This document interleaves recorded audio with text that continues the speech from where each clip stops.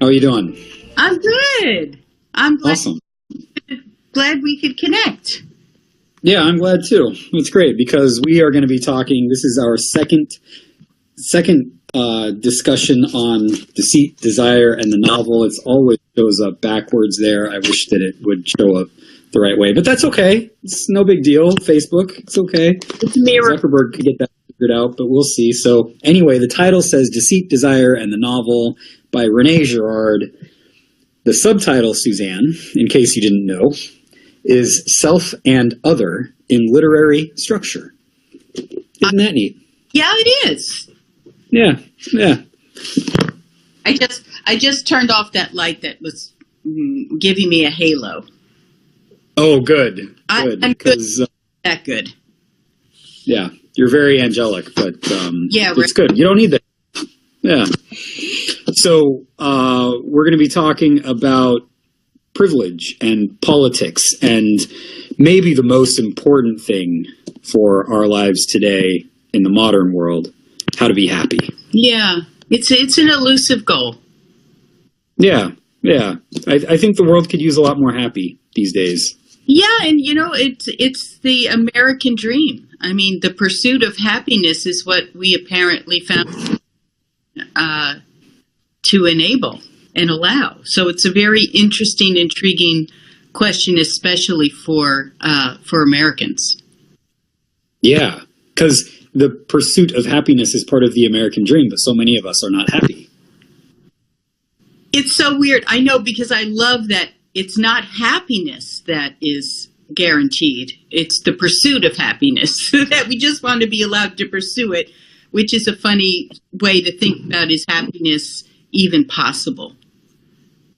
Or are we just forever condemned to the pursuit? Yeah, right. I don't know, but apparently mimetic theory helps us answer this question. Yeah, I like to think so. Yeah, I like to think so too. Yeah. So that's awesome. Good. Well, go ahead. Well, I was saying we were going to try and maybe do a review of the first class a little bit. I mean, in this class, we really want to focus on the word deceit in the title of the book, Deceit, Desire, and the Novel. The first class we talked about desire and how Renee laid out some of these basic principles of desire. And I hope folks get a chance to watch that first class, because we're not going to go into a lot of detail right now about triangular stuff. Right. And we've got 5 people so far watching, and if you have comments or questions about Deceit, Desire, and the novel, and the things that we're going to be talking about today, feel free to write those comments there on Facebook, and we'll bring them in and we'll talk about them. So, yeah, would love to see your comments or questions. So, excellent. Yeah, awesome. Suzanne, I am getting a little bit of audio problems coming from one of us or both of us. I'm not sure if we can do anything about it, but I do. Yeah, let's just. You sound good. See there. To me. Good. There are a couple of clicks coming in and out, but we'll just go with it and see what happens. So. I know, right? It's Facebook. I don't know what to tell you. Well, we got to blame something or someone. So there's always Zuckerberg. Exactly. Isn't that fun? It's very. Yeah. Yeah, no, it is. Yeah, that's awesome. So get even with us. It's very good. Yeah, right. Okay, so let's get into it. Yeah, introduction of our first session that we did last month on the first 90 pages of Deceit, Desire, and the novel, where Girard talks a lot about triangular desire, right? Yeah, that's the big thing that Renee says unites all the great novelists. Is what they're doing is exposing or revealing the role of the mediator in desire, which most of the time remains hidden. So that's why he was picking these novelists to write about, because they showed him something new, and they were all talking about the same. and they were talking about this journey from enslavement to our models to freedom, meaning freedom to have our own authentic desires. And the journey from enslavement to freedom requires that we become conscious of the role of models in desire. And that's what he novelistic unity. It was the unity of the great novelists, and that all the novels are about this journey. So it was one of interesting. One of the really interesting and scandalous points that he makes is, if you want to really learn about human dynamics, human psychology, don't look to the social scientists. Look to great literature of the 17th, 18th, 19th century. Exactly right. And so, we went back and forth about this, Adam, of how to look at the last 2/3 of the book, because he really goes in depth in novelists like Proust and Stendhal and Dostoevsky, novelists that aren't, on the tips of our tongue these days. And what we decided to do was, instead of trying to unpack all these novels that really many people haven't read or haven't read since college, if at all, that we would find some more contemporary, accessible examples to use. Yes. That's what we're going to do. It's going to sound like we're not paying attention to the red and the black, the eternal husband, but we are. If you really are interested in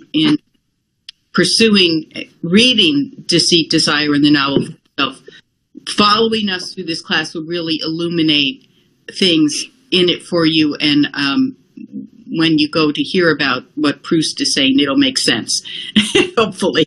So one of the other things that is helpful when reading Deceit, Desire, and the novel is that Girard drops all of these terms, and he doesn't really define them very well. You've already brought up one of them, novelistic unity. Yeah. Another one is metaphysical desire, and for our conversation today, external mediation and internal mediation. So maybe we should just quickly define what those are, even though we did discuss them a little bit in the last session, just to give us a heads up on these terms for this session too. So what is metaphysical desire? It simply refers to the fact that we think we're always desiring objects of things, but objects are means to an end. The end is not a physical thing of acquiring the object, but metaphysical, a spiritual thing. What we're trying to do is acquire some characteristic of the model that we admire, their, prestige or their cool factor or whatever it is you want, their intelligence, their, success. So desire is always about acquiring some aspect of someone's being or personality. Yeah, we tend to think that desire is about objects, but what Girard tells us is that we are such social creatures that it's never really about the object. It's about our social relationships with the other. Right. Because what we tend to think is that, because let's say, some celebrity, we always use these sports examples, like Jordan wears a certain kind of, or Tiger Woods uses a certain type of clubs. Well, we think if we use those things too, we'll be a little bit better. We'll be a little more like them. And that's just a good example of this mistaken connection that the object carries some being of the model when it really doesn't. Yes, but we think it does. So that's right. Why do you want to talk about external mediation?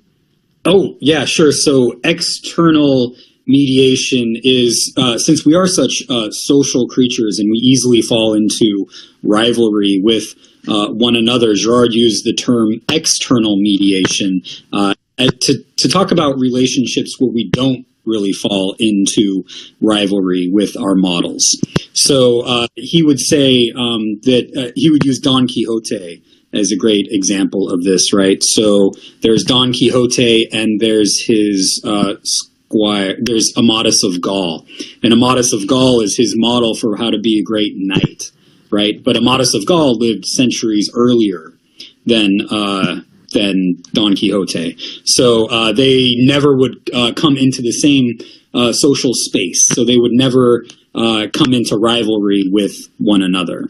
Right, so this is external mediation. Don Quixote is a great example because Don Quixote's squire, I forget his name. Do you remember his name? His little buddy. Sancho Panza. Sancho Panza, yes. Yeah. That's, while they are in the same social space, they don't fall into any kind of rivalry with one another because Sancho Panza is on a different social plane, a different social level. So there's historical differences that Don Quixote has with his model, Amadis of Gaul, and there's also a social difference between Don Quixote and Sancho Panza. So that's how they don't fall into rivalry. Exactly, and right, and so what it makes possible, because there's no risk of rivalry, is that you can be very open about who your model is. You know, Quixote never conceals the fact that he's imitating Amadis of Gaul. He's very open about it. So external mediation is the realm of open imitation, discipleship, apprenticeships, things like that, where we are very clear. You know, we also have a sense of purpose and meaning in life because it's very stable. When you know who your model is and you're not ashamed of your model, you can just go for it, you know.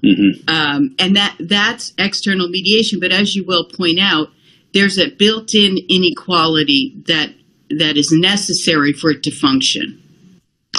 That can be good or bad. Inequality, we're going to talk in more detail about that. But external mediation, it has inequalities built into it, either of class or wealth or time or space or something. Where you're not. And if you have, if this is like often in leadership and in businesses, if you have a clear hierarchy, there aren't rivalries going up and down. So I often think, man, we just really need a good leader to move us forward, whether it's in business or at a church or in government or whatever. The problem is if you have a beneficent leader, that's great. It's great. If you have a leader who's not so good, it's not. then you're going to run into problems. Exactly, and I think that's with that inequality. Right. It's one of the other things that's sort of scandalous about Deceit, Desire in the novel is the way Renee has of looking at sort of the downside of equality.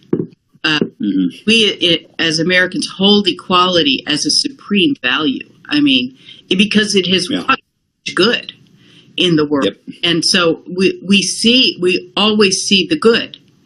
But what Gerard is pointing out here is that it comes with a cost that if we're not conscious of, we're going to undermine the good that equality it can bring about. And that's what this second part of the novel is about, what we're going to talk about. And this is where we get into the other term that Gerard doesn't do a great job of defining, which is internal mediation. So you have external mediation when there's some form of inequality and they're either historical or social, and so there's not a chance of rivalry forming. But internal mediation is when people are on the same historical plane and also on the same social plane. And equality, which you point out is, and Renee and Gerard points out, is fundamentally a good thing, can also have its problems where it leads us into more and more rivalry with one another. So if we're on an equal plane of being, we can all be fighting for the same thing, the same object, right? But the object quickly fades from view and it becomes about defeating our rival and not so much about obtaining the object. So quite often the object will destroy the object in our pursuit of defeating our rival. Right. Because in the world of internal mediation, which we live in now, we deny the existence of our models because you're a little bit ashamed. No one wants to be a follower anymore. Do you know? Right. All want to be leaders, and no one wants to be a follower. Like Quixote is, this unabashed follower. It's a little embarrassing. So right. we pretend our models don't exist, and yet we're borrowing and sharing desires from everyone around us all the time and coming into conflict with them. And all we see is the conflict, and we see people getting in the way of our authentic desires. And so they become the bad guys. We're the good guys and the heroes of our own story.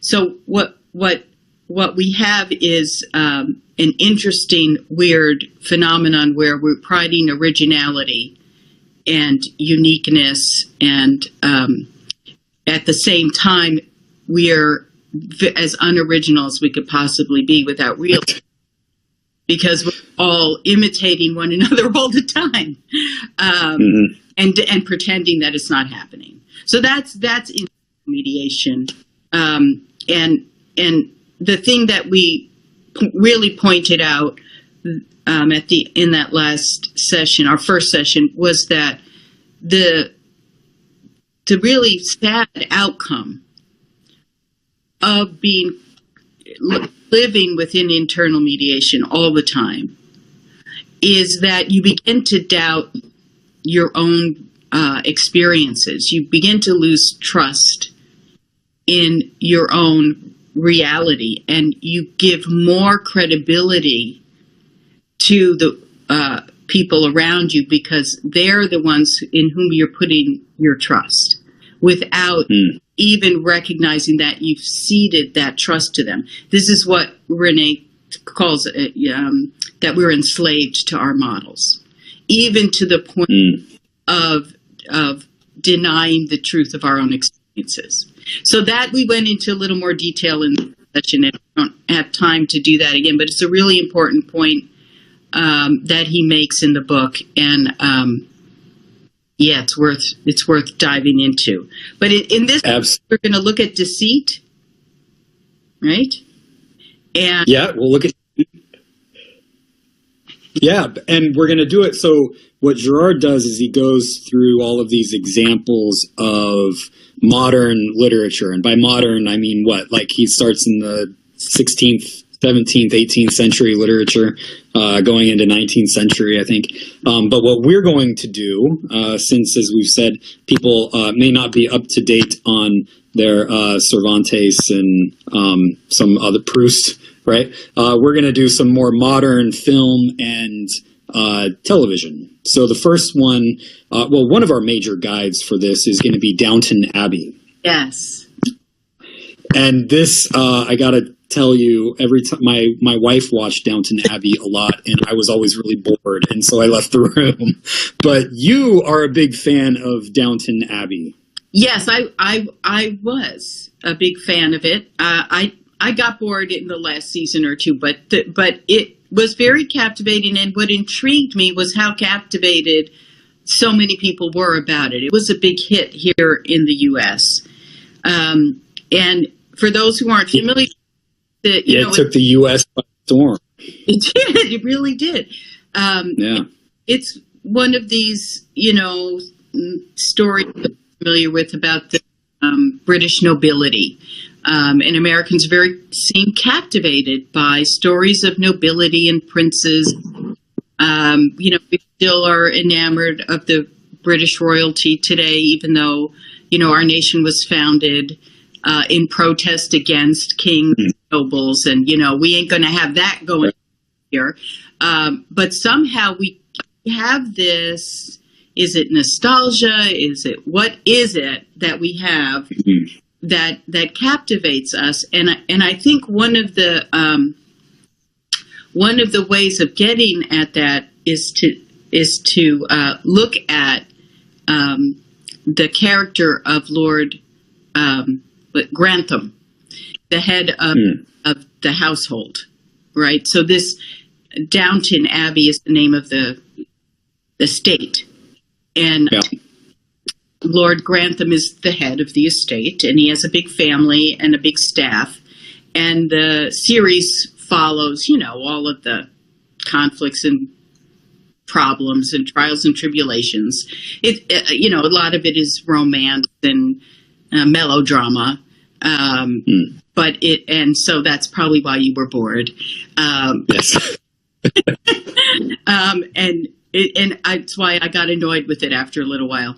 But what's on display there is the upside of inequality, right? External mediation. So this show is all about external mediation. Exactly. So, it is about the fall of the nobility, right? So it's about the fall of this class of nobility when equality is starting to emerge in England, right? So the show shows the downfall of the noble class. Right. So exactly. So, at the beginning, Lord Grantham is ruler of his manor, and he's very secure in his position.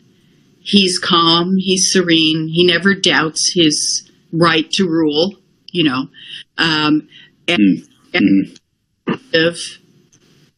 takes pride in serving him. His desires are everyone else's desires, and the staff are in service to him. That's what it's called, working in the household, service. And I think one of the things that's attractive to Americans about this type of structure, social structure in a household, is that we don't have any certainty about who's our role model, who's the model for our desires. We don't have no Lord Grantham in our lives. And when we see... I do. She's called my wife. Well done. Well done. And aren't you serene and calm when you're doing her bidding? Isn't everything just... I am, yes. It goes much better when I do her bidding, yes. I know. My husband would confess, as you are, that everything's better when he does what I say. But well, he's a wise man, so... I would agree with that. Yes. But what we... In the U.S. now, because we value equality so much and originality and autonomy, and right, we don't have any secure models. Where our models are just changing all the time and all around. And when you're watching a Downton Abbey, you can just relax. You can admire Lord Grantham. You can root for him. You can be happy for the staff. You can be angry at the bad staff person who's betraying the house. Whatever. So you're on the side of Lord Grantham, and everything feels, if it's, not necessarily always going well, you're sure about what side you're on and who you're supposed to be serving. And I think that's the point we want to make here. As Renee is tracking as the novelist, we're tracking the historical change. So democratic revolutions were destroying the noble classes and kingships, and rightly so, because there were tyrants everywhere, and people were being abused and cut out of.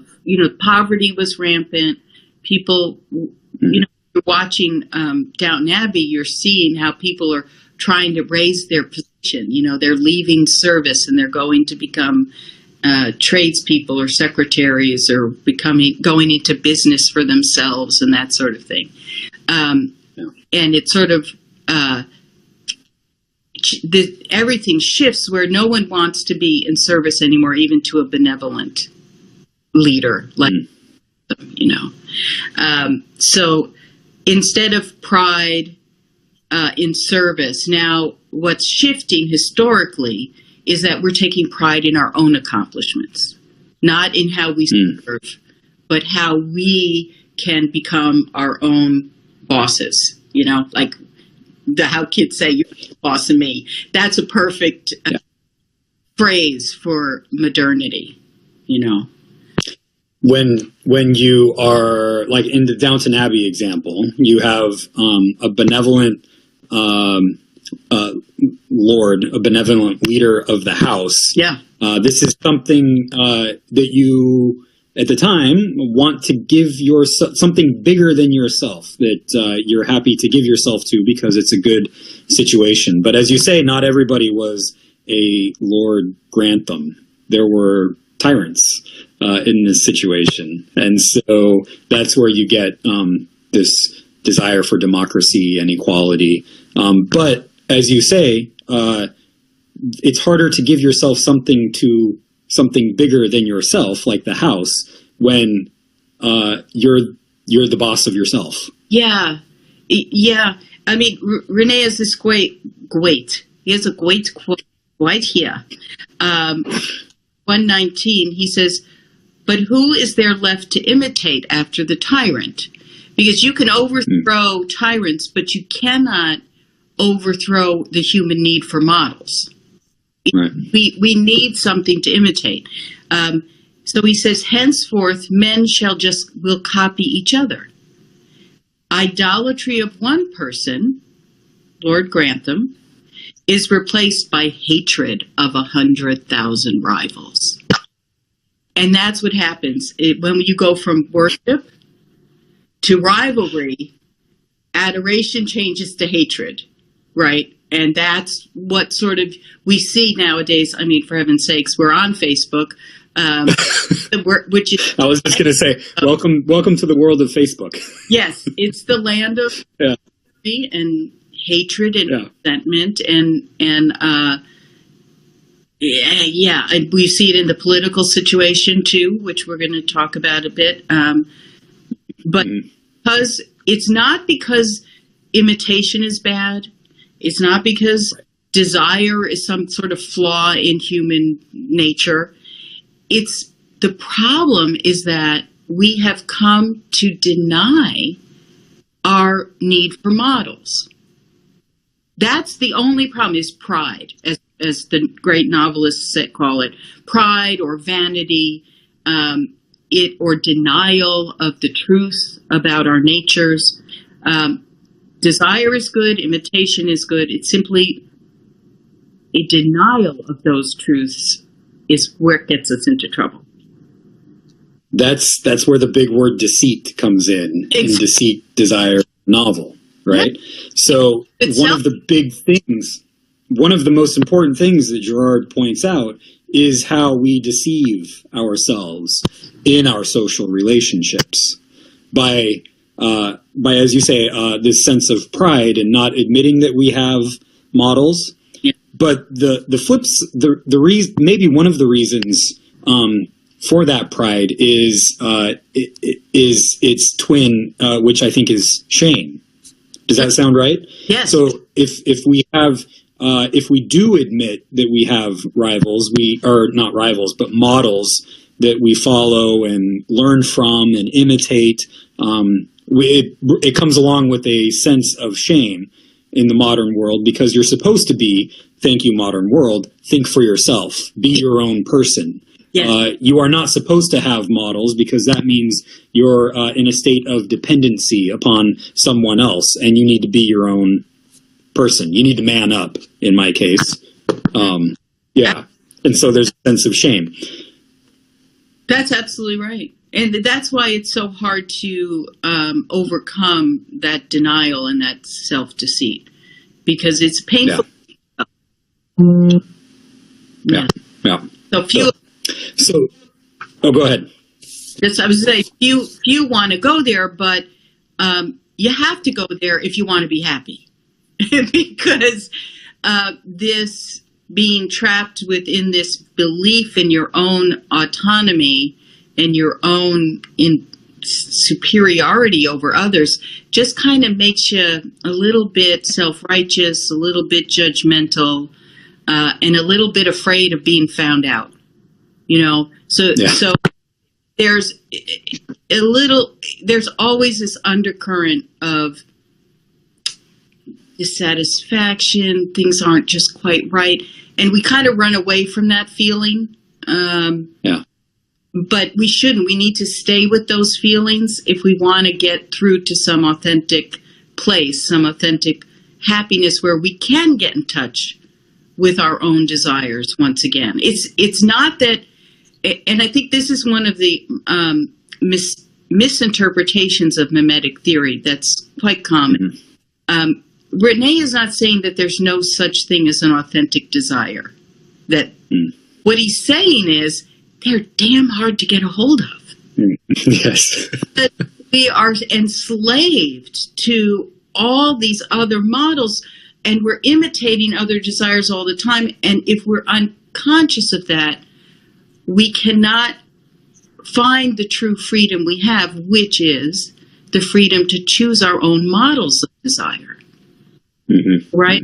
Good models of desire want for us what we want for ourselves. They're like a good parent says, what do I want for my child? I want you to be happy. I want you to fulfill your life, not live my life. I want you to live your life. And that's what a good model, a healthy model, will do for you. Yeah. Right? We're coming into Christmas. It's December 18th. And one of these good models, I would imagine, is Jesus, right? But another one that you've pointed out before in videos and in articles is Santa Claus. Yeah. How is Santa Claus a good model for how to be happy, for finding true desire? Right. And I feel bad for Santa because he gets the bad rap of being, the cause of materialism, and because the focus is on gifts and getting presents, and we think that when you focus on Santa with children, we're making them self-centered and greedy and so forth. I think actually the opposite is true, and tell a good story about who Santa is, because if you think about him, he is very much like Lord Grantham in a way, in the fact very secure in his role. He knows what his role is.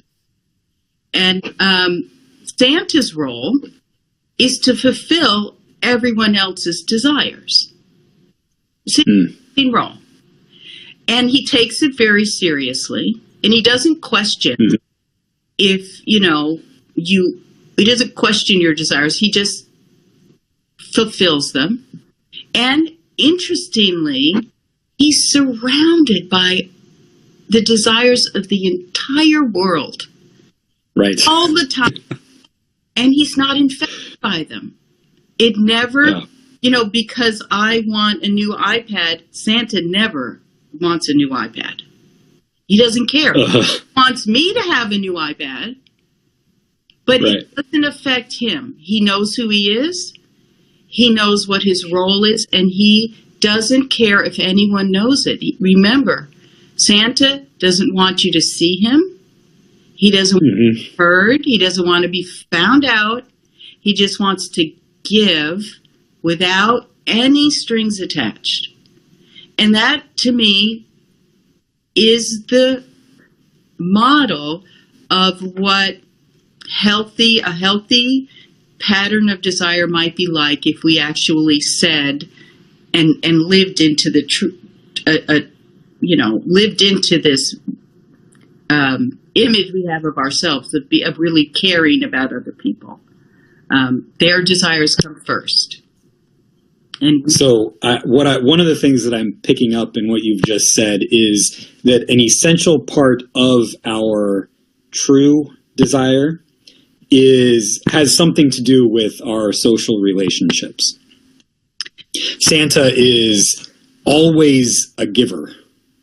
It's about giving to the other, not about taking for myself, but in social relationships where it's not about defeating the rival, but about giving to the other. Well, and I think that, I don't want to misstate that too much. And I did say that, but it's less that Santa is a giver and more that he has, that he is so self-possessed that he doesn't become infected by other desires, losing of self. And I think that's really important. So he knows who he is, and somehow is able to resist taking on the desires of the world that are all around him. Where we, on the other hand, are bombarded by advertisers and our friends and family telling us what they want for Christmas or Hanukkah, whatever it is. What do you want? And we're like, well, that must be really important to have if my best friend wants it, or Rihanna has it, or, whoever. Right. It must be, I must have to have it too. That never happens to Santa. Right. Yes. Santa is a good model. I love it. So what about politics and a loss of meaning in all of this? Yeah. We are at a stage in our political situation of straight up metaphysical desire, straight up trying to defeat the rival. Yeah. In our culture. Yeah. And there are justice issues involved that I don't want to brush under the rug, but it's leading to a lot of unhappiness. Well, yeah, I mean, when you look at the political stalemate, basically, that's going on right now for the intense desire of each party to defeat the other. I mean, you can see it in the kind of coverage that happens in the news, really. When, while we're filming this right now, the tax bill is being negotiated between the House and the Senate, and they're trying to come up with a version of it. But if you listen to the news reports about the tax bill, they'll talk about the details of it, but they talk about it in terms of how does this piece of the tax bill position the political party to either defeat their rival or weaken them in their rivalry. It's fundamentally everything is about how am I positioning myself in this game of beating you. It's all about 2018. It's always all about that. And people try and make it about the issues. You realize that it's really, really hard to get at the truth of what's in that blankety blank tax bill, because all people are really talking about is its utility for the defeat of the other party. Are we going to give Trump a victory from the Democrats? Right. It's give the guy a victory. And Trump really needs a victory for this year to go into the next year, because he hasn't had a major legislative victory yet. So, but just because Trump says it doesn't mean it's not true. I mean, this idea of fake news. I mean, Trump thinks fake news is anything that disparages him or that he doesn't agree with. But the truth is, it's all fake news. I think it's only about the rivalry. Yeah. It's more and more to me. It seems maybe fake news isn't quite the right word, but inadequate news, or really, really bad news, because it's not about, as you say, it's about the rivalry. It's not about the issue, and it's so hard to get at the issue. I would love it if we had experts actually talking about the issues, and not so much about personality, although personality is important. But the news is dominated by personality in politics and not about issues in politics. Well, and each side just brings in their own experts. So crazy. I mean, if anyone can tell you the truth about this tax bill, they're a wiser person than I, or probably anyone in the House or the Senate right now. Yes. But what it's illustrating is that in the depths of internal mediation, when the rivalry becomes so heated, right? So what you're having is the models are, it's called the model structure. So both sides are acting as models for the other.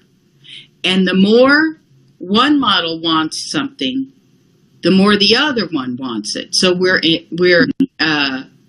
enhancing, or what's that? Escalating the desires of the other, right? So the more the Republicans want to win, the more the Democrats have to deny them the win.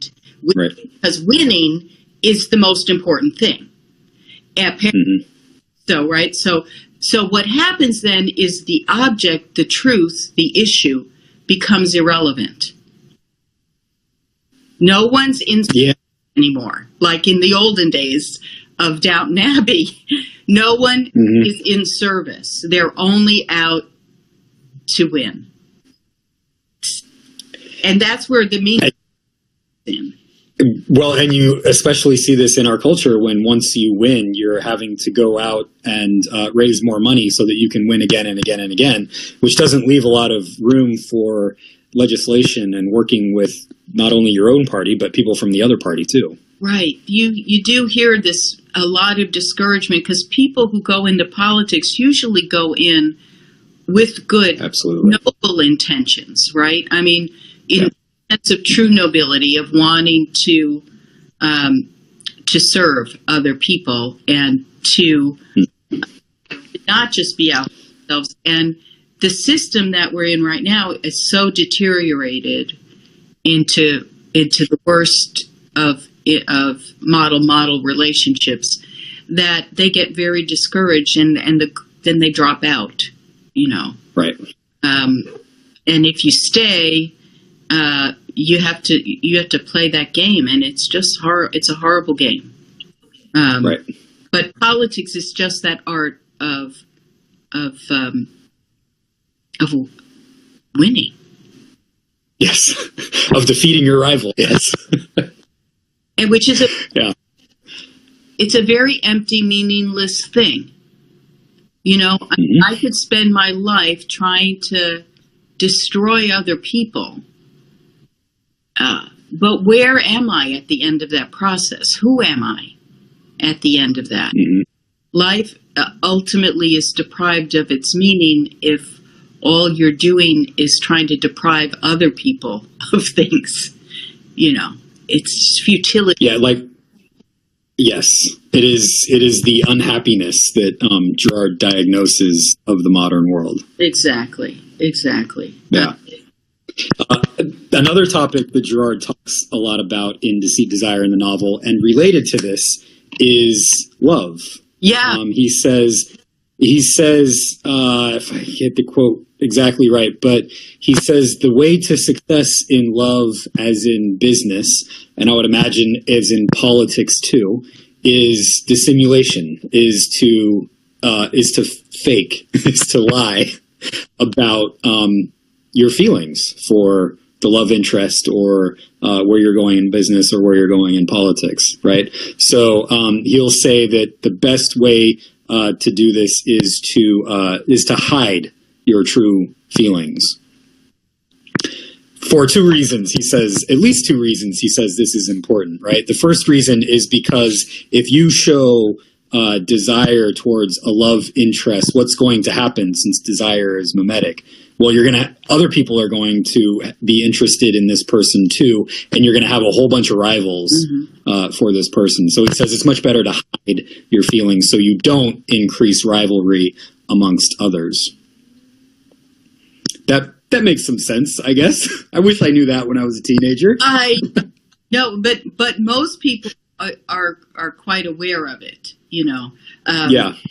And Shakespeare had a field day with that particular triangle in many of his plays. Someone has a best friend, and he tells his best friend about his new love interest, and I can't wait till you meet her, and she's like the most incredible thing ever. And as soon as the friend meets her, he falls in love with her, because what are friends if not people who share desires?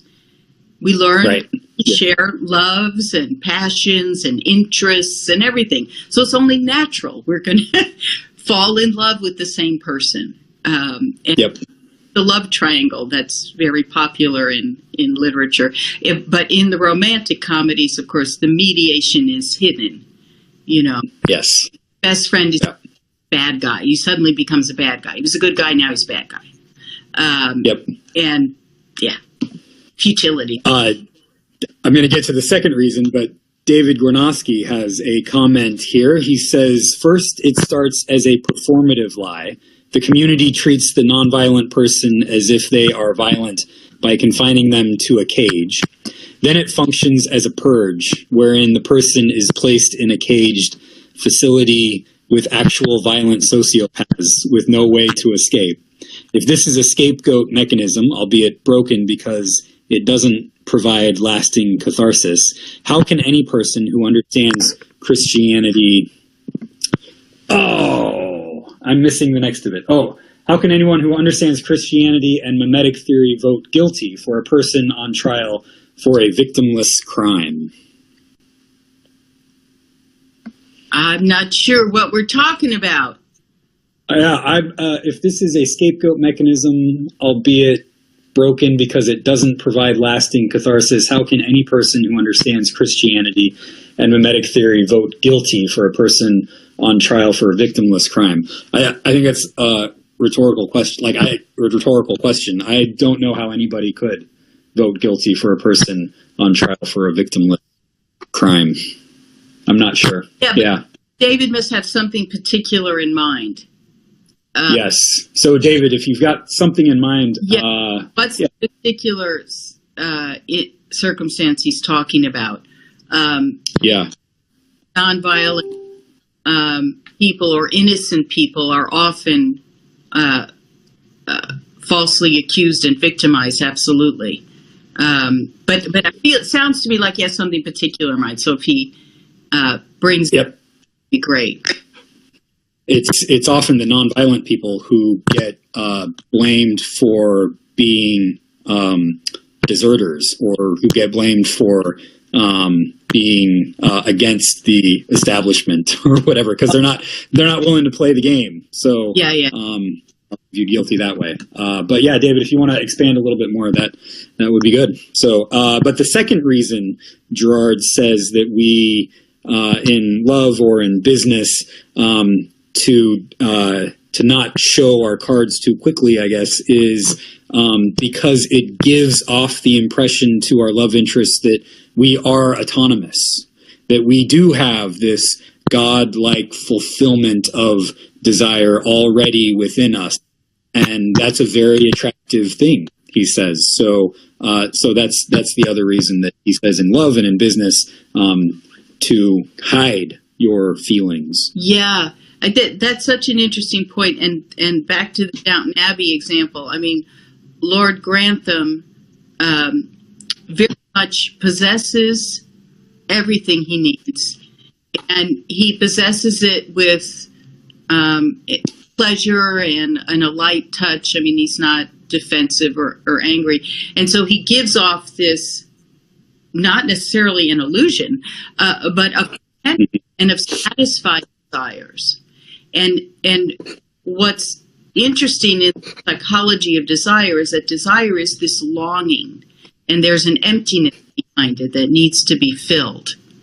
And anyone who projects this image of being filled, of no longer being empty, becomes very desirable. It's like the opposite of needy. Like, you always give, don't act needy. Don't try too hard.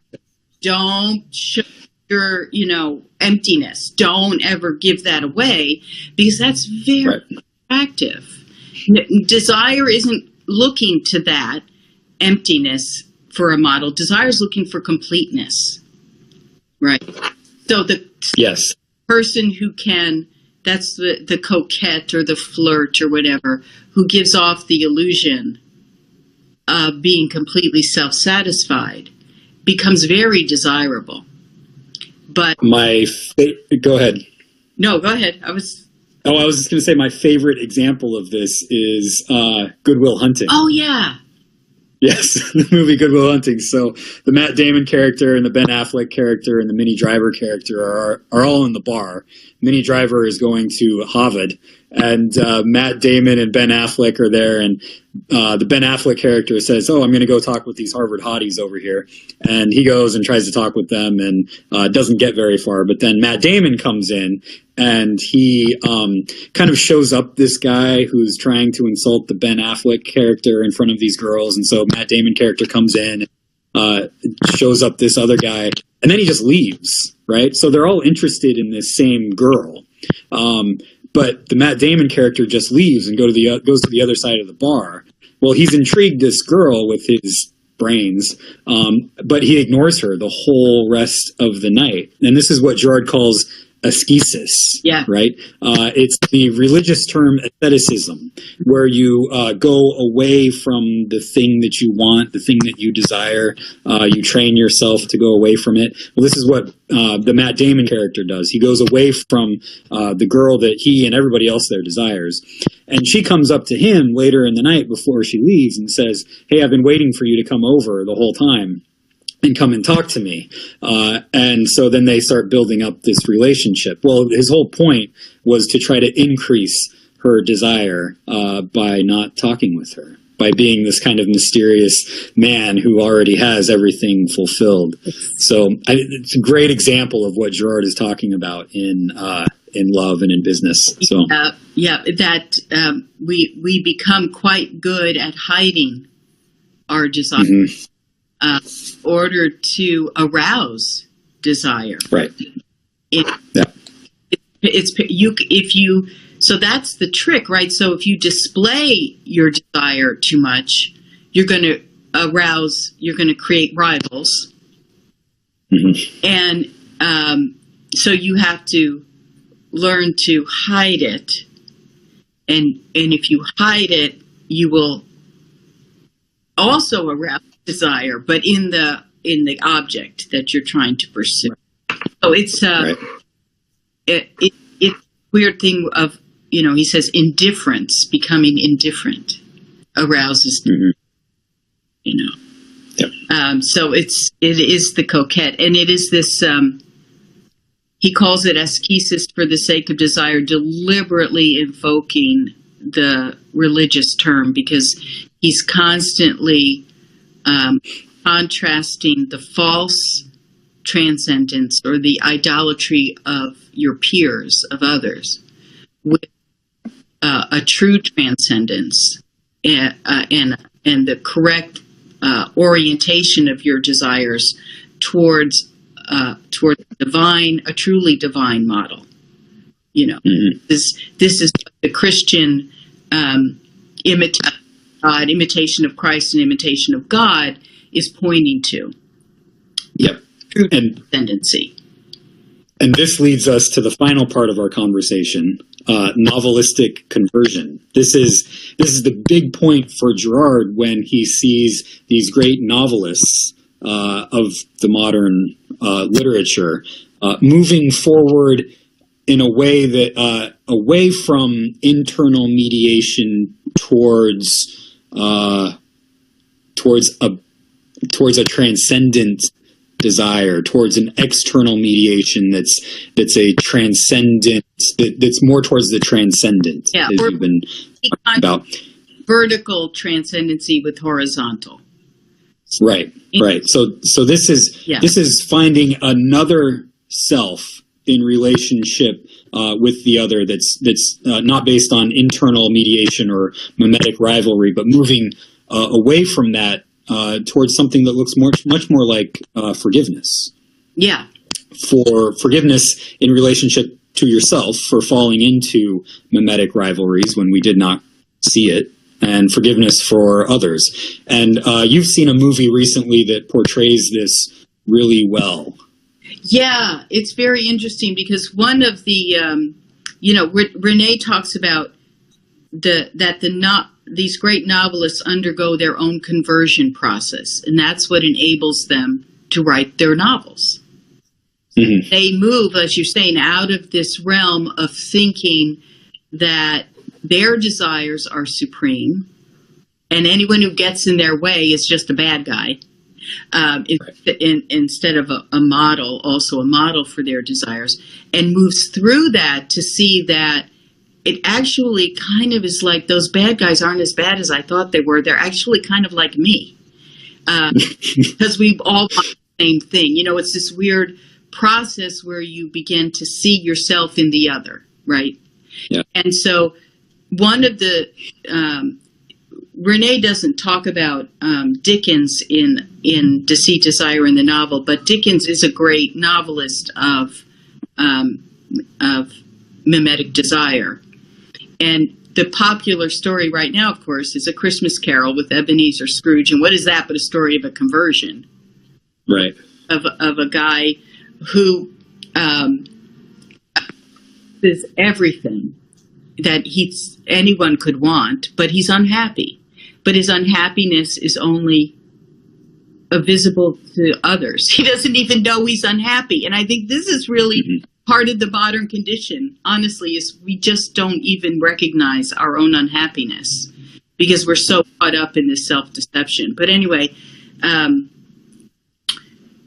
he judges everyone. Scrooge is the harshest judge of anyone, and it's a horrible example of self-righteousness. But the movie is about the writing of A Christmas Carol. So the movie is called The Man Who Invented Christmas. And it's about how Charles Dickens wrote the story. And it's very beautiful in that it illustrates this novelistic conversion that Renee is talking about. Because Dickens is what we see in the movie is that he has a very troubled relationship with his father, and he stands in righteous judgment over his father.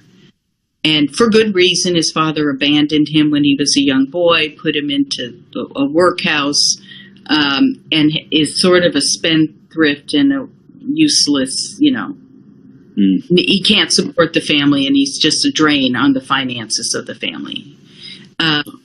And so Dickens is just in self-righteous judgment over against his dad. And as he's writing A Christmas Carol, he's writing it as sort of this,